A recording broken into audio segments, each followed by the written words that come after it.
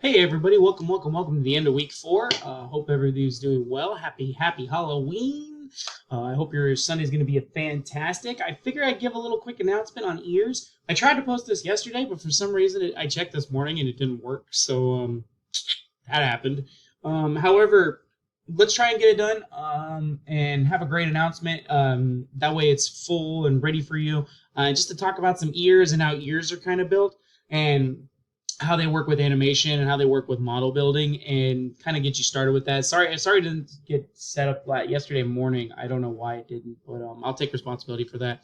But here's the new one, and this should be updated. Information still the same. Make sure everything's good to go. But I figured I'd give some info on what to look for in ears and how they work and how they go about. So yeah, ears are interesting because ears have layers, much like anything else. The basic shapes of the ears, obviously, you got the helix, you got the lobule, which the lobes, and then also the inner ear part, which makes up the entire ear shape. But there's also inside layers as well, like the scapula, the antihelix, which kind of forms the inner outline of the ear.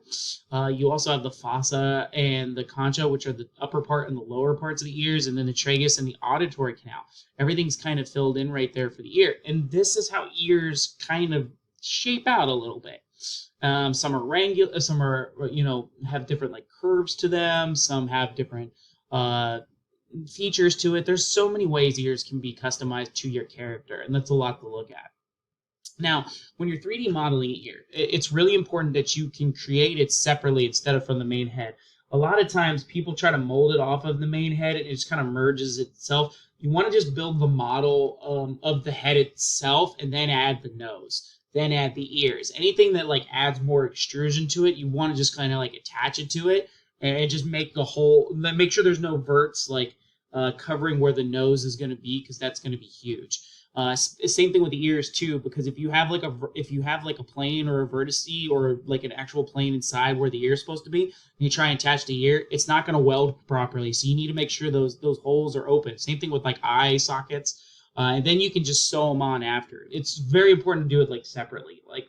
The best thing to do, I would, if I were you, is to create a rectangle and a 3D rectangle, and then just go from there. That's the best way to go about it.